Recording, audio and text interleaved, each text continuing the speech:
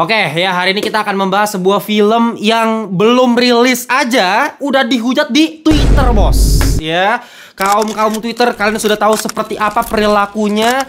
Kalau misalnya film-film yang bertemakan mental health seperti ini udah pasti dibully habis-habisan. Dianggap apaan sih dikit-dikit mental health, kagak jelas lu, lebay lu, drama lu. Nah, itu biasa warganet Twitter lah ya yang seperti itu tuh. Cuma ya, kali ini gue pengen ngebahas sebuah film yang menurut gue judulnya aja udah menarik ya. Bolehkah sekali saja ku menangis gitu. Ya lu bayangin aja, lu lagi pengen pesen tiket di bioskop, terus ada mbak-mbak kan yang biasa nanya gitu, "Mas, lagi pengen nonton apa? Bolehkah sekali saja ku menangis?" Kan apa nggak aneh gitu. Ngomongnya aja agak nggak enak gitu. Kalau misalnya tiba-tiba mbaknya ngomong, "Oh boleh mas, sini curhat sama saya aja," kan takut juga gue.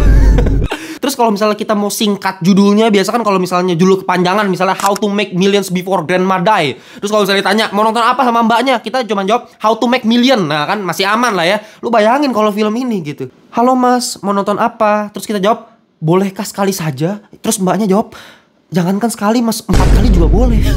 Mau jawab apa lu?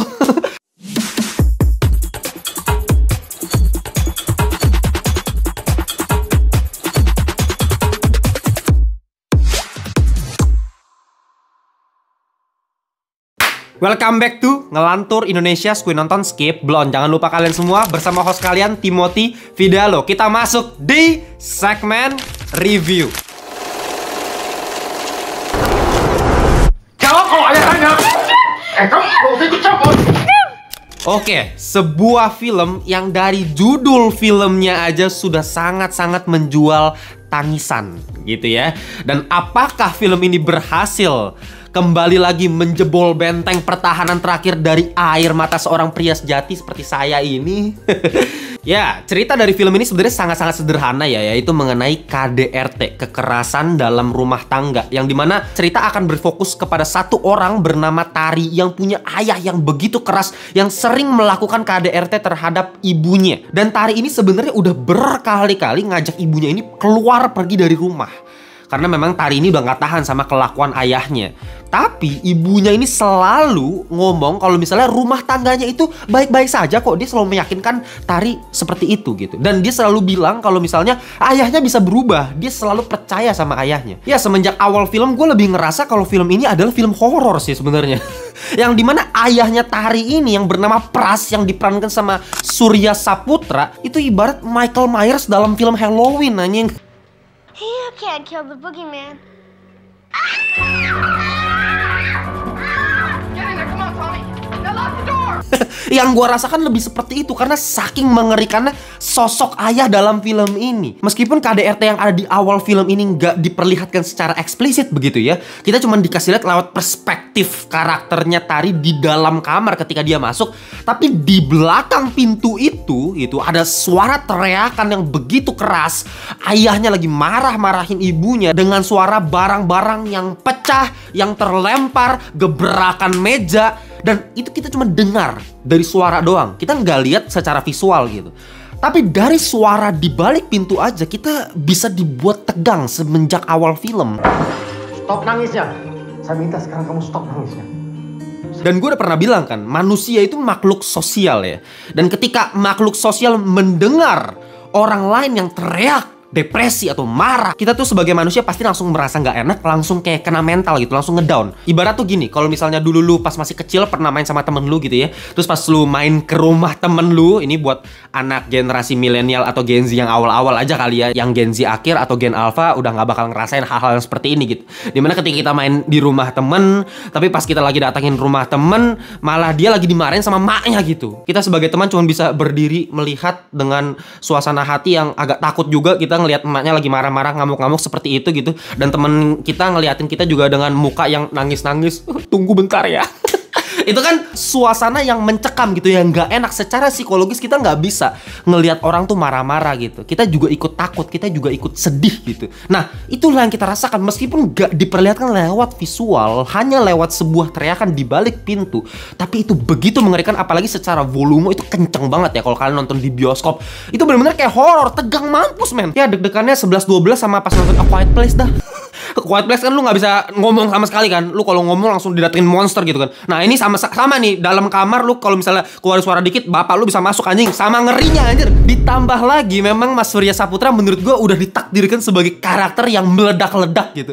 Kalau misalnya gua inget film terakhirnya dia itu kan Sri Asih ya, dan dia jadi sosok villain juga di film ini yang marah-marah, ngamuk-ngamuk. Sama di film ini juga begitu gitu. Karakter yang begitu meledak-ledak. Di film ini dia nggak cuma jadi sosok ayah yang emang pengen diplot jadi villain yang ya udah jahat aja, emang yang pengen gebukin anak emaknya aja. Enggak, bukan sekedar satu layer villain seperti itu, enggak.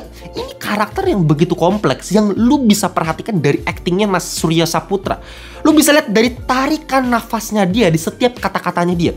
Dari jeda antar kata ke kata gitu ya. Dari gestur tangannya lu bisa perhatiin. Dia berkali-kali tuh melakukan gestur yang seperti ini nih. Pengen ngomong, nahan gitu ya. Pengen ngomong, nahan gitu. Ngepal terus tangannya. Lu bisa lihat dari gestur, muka, ekspresi mata.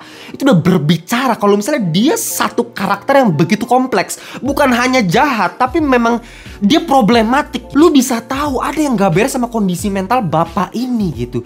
Kayak dia punya segudang masalah yang membuat dia depresi, yang membuat dia meluapkan semua emosinya justru ke keluarganya sendiri gitu. Ke mamanya, ke anaknya sendiri. Yang bilang ayah sama ibu ada masalah tuh siapa?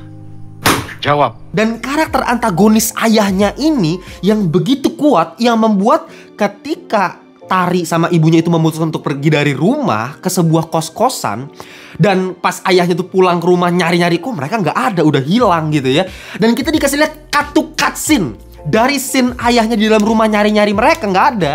Dan scene ketika mereka bahagia di kos-kosan yang baru, mereka buka spray baru gitu, pasang selimut yang baru dengan tone color yang diperhatikan secara color grading di kos-kosan cerah sekali. Di dalam rumahnya ayahnya lagi nyari-nyari tuh kelam sekali, dark banget. Tapi kalau kalian dengar secara musik ya, ketika pindah scene ke mereka lagi di kos-kosan dengan bahagia, dengan suasana yang baru, tapi musiknya itu terus cut lagi ke bapaknya, terus balik lagi ke scene bahagia, ngeri. Kita ikut tegang meskipun mereka dalam kondisi yang bahagia, akhirnya mereka bisa lepas dari ayahnya ini. Tapi jauh di dalam hati kita tahu bapaknya ini akan nyari-nyari mereka terus. Dan ketika bapak itu nyari sampai ke kantornya si Tari, nyari sampai ke tempat terapinya si Tari, itu kan kita berasa dikejar-kejar sama Michael Myers. Makanya gue udah bilang tuh. Dan konteks mengenai daddy issue ini, mengenai sosok antagonis ayah yang begitu mengerikan tersebut, inilah yang bergerak ke sebuah tema besar dari film ini, yaitu mental issue. Yang dimana kalau kalian lihat dari poster filmnya aja, ini ada sebuah support group ya. Dan menurut gue ini adalah hal yang jarang gue temui di film-film lokal kita gitu. Film Indonesia jarang banget ada yang jadiin support group tuh jadi plot utama ceritanya gitu. Bahkan lu jarang kan ngelihat film-film Indonesia ada support group di dalam filmnya tuh, jarang banget. Padahal kalau misalnya lu nonton film-film luar Hollywood, itu kan banyak banget film-film yang sering menampilkan adegan support group. Bahkan gue masih keinget-inget judul-judul film yang menampilkan support group gitu. Fight Club ada gitu, Avengers Endgame ada, The Big Short ada, bahkan Hereditary atau The Boys, bahkan gitu series The Boys pun ada adegan support grupnya. Dan kalau kalian coba pikir-pikir lagi, kalian sering nggak ngeliat di film-film luar tuh adegan orang lagi konsultasi ke psikiater? Sering kan gitu. Tapi lu bandingkan sama di Indonesia, pernah nggak lu ngeliat adegan film Indonesia lagi konsultasi ke psikiater? Jarang banget kan? Karena apa? Di luar negeri, isu mengenai mental health ini dianggap sangat-sangat serius. Ini adalah hal yang begitu penting. Masalah psikologis. Makanya psikiater tuh bayar mahal banget kalau di luar negeri. Dan banyak banget lu bisa temuin. Di Indonesia, boro-boro lu kuliah jurusan psikologi saja, yang pertama kali ditanyain sama emak lu adalah, ngapain lu ameng kuliah jurusan psikologi, mau ngehipnotis orang lu, meng? Ya beginilah kenyataannya di Indonesia. Isu mental health tuh nggak pernah dianggap jadi serius. Ya akibatnya lu lihat kan, mahasiswa-mahasiswa sekarang trennya lagi melakukan hal yang seperti apa. Dan lu bisa lihat, makanya film ini sebelum rilis saya baru keluar trailernya udah dimaki-maki sama warga Twitter gitu. Dimana ya itulah gambaran kondisi masyarakat Indonesia saat ini. Kayak, apaan sih mental health, gak jelas ya, dikit-dikit mental health. Gak usah terlalu banyak drama deh lu gitu ya. Biasa aja, careless gitu, itu cuma otak lu aja. Apa itu depresi gitu, apa itu anxiety. Dan ya film yang satu ini mencoba untuk membuka sebenarnya gitu. Inilah yang terjadi gitu. Di dalam diri kita tuh sebenarnya banyak loh yang punya masalah mental, cuman kita nggak sadar aja, kita tutup-tutupin atau bahkan self-diagnose sendiri, kan itu juga berbahaya gitu. Dan di film ini nggak cuma sosok Tari yang diperlihatkan punya masalah mental dengan daddy issue-nya, tapi ada satu karakter juga yang diperkenalkan yang namanya Baskara yang diperankan Pradipta Wicaksono. Yang gue akuin kayaknya selalu kayak begini-begini aja sih sebenarnya actingnya gitu. Dulu gue pernah ngeliat Dikta ini main di sebuah series net TV yang judulnya itu Cinta dan Rahasia. Judulnya sama-sama potongan dari lagu ya, kalau itu judul lagu Yura Yunita sama Glenn Fredly, dan acting Dikta di situ sama di sini sama persis sumpah. Jadi memang actingnya kayaknya emang gitu-gitu aja sih. Cuman untungnya memang dia bisa ngedeliver emosi dengan baik dan dia bisa menjalin chemistry dengan Prilly di sini dengan sangat baik. Dan dua karakter inilah yang dijadiin sentral utama cerita dalam film ini, yang dimana lewat hubungan mereka bisa saling belajar satu sama lain, saling melengkapi satu sama lain. Tapi entah kenapa ya, buat gue pribadi yang lebih terasa perkembangan karakternya lebih ke Tarinya aja, karena memang dia karakter utamanya ya. Tapi Baskara ini meskipun dia salah satu karakter utama, tapi kayak kurang dieksplor gitu kondisi mentalnya, konteks mengenai keluarganya, kenapa dia nggak bisa menahan emosi tuh masih belum dieksplor sedemikian rupa. Kayak cuman sekedar ya udahlah asal ada aja ceritanya gitu. Bahkan dari konklusi karakter Baskara aja nih ya, diakhiri dengan adegan yang kayak ya udah biasa banget, bener-bener cuma tempelan doang sih karakternya. Sedangkan kalau Tari memang menurut gua ada perubahan yang cukup signifikan, yang di awal dia kerasa untuk tetap tegar, tetap kuat, tetap tersenyum, tapi ternyata di balik kesenyumannya itu ada emosi yang begitu tak tertahankan, yang begitu meluap-luap, tapi dia coba tahan dengan mukanya yang tetap kuat. Dan di akhir film ya dia belajar seperti di judul di film ini gitu, bolehkah sekali saja ku menangis gitu. Ya nangis itu diperlukan gitu kan, itu bagian dari mengeluarkan emosi di dalam diri kita gitu. Dan dia belajar untuk seperti itu di akhir film, dan dia juga belajar untuk say no ke orang lain. Yang di awal dia nggak berani mengungkapkan perasaan negatif ke orang lain, sekarang dia jadi berani. Ya perubahan karakternya cukup baik ya untuk Tari ya. Cuma memang sayangnya Baskaranya aja yang nggak terlalu terhighlight, dan gue paham kenapa, karena ya durasinya nggak bakal cukup ya untuk fokusin dua karakter tersebut. Tapi ya yang gue sayangin adalah konklusi karakternya aja sih, yang menurut gue terlalu instan dan seolah-olah kompleksitas yang dibangun sejak awal film, kayak karakternya masing-masing punya kompleksitas masing-masing. Bahkan dari setiap anggota grup ini menurut gue masing-masing tuh juga punya kompleksitas sendiri. Bahkan Christo Immanuel, gue acungi jempol ya, keren banget actingnya dengan satu cerita yang dia keluarkan. Tahap emosi yang dia keluarkan tuh bener-bener smooth sekali, sehingga gue bener-bener percaya kalau misalnya dia mengalami masalah tersebut, dia bersama ayahnya gitu, dengan perlahan-lahan air mata yang gua rasa itu bukan pakai insto ya, kayaknya itu beneran air matanya Mas Christo Immanuel. Jadi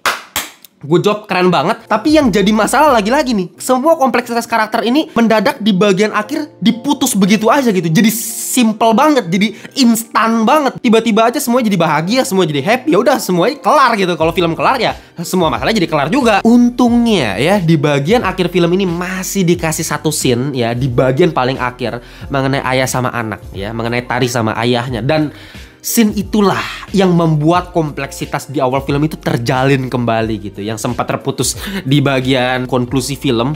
Tapi untungnya dengan adanya ending film ini jadi cukup kompleks lagi hubungan antara ayah sama anak. Dan jujur aja buat gue pribadi, scene itu sih yang paling bikin gue sedih gitu ya. Tapi apakah gue berhasil dibikin nangis nonton film ini? Nah, sayangnya sih belum. Ini masih gagal untuk bikin gue nangis. Hampir sih bisa gue bilang, hampir bikin gue nangis. Di ending scene itu air mata tuh hampir udah menggenang, kelenjar air mata gue tuh hampir nge-produce air.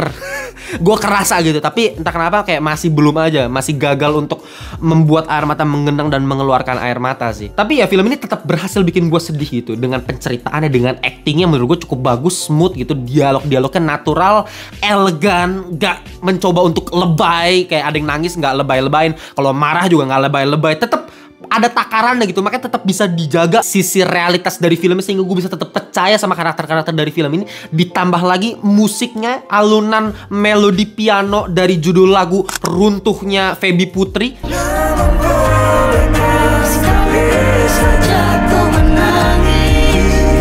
Ya gue gue senang banget meskipun judul filmnya itu adalah potongan lirik lagu dari lagunya Feby Putri ini, tapi nggak terlalu main di soundtrack sih filmnya ya. Lebih ke alunan piano yang kalau misalnya kita perhatiin, oh ya ini lagunya Feby Putri gitu ya.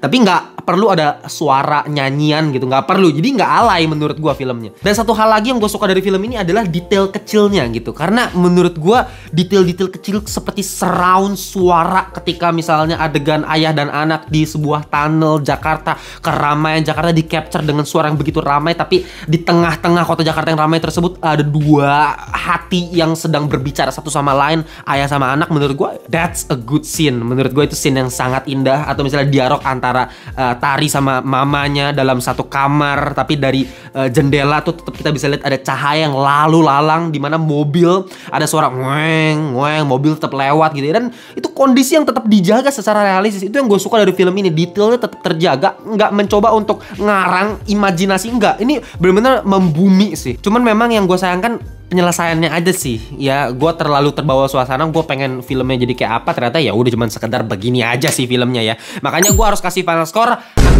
6,9/10 alias kurang ya. Sebenarnya beda 0,1 buat jadi mediocre 7 sih. Kalau kalian punya pendapat yang berbeda, tulis aja di kolom komentar. Sisanya kita debatin di grup Telegram yang linknya udah gue taruh di description box. Oke, gitu aja untuk video kali ini. Kita jumpa di video berikutnya. Bye bye semuanya.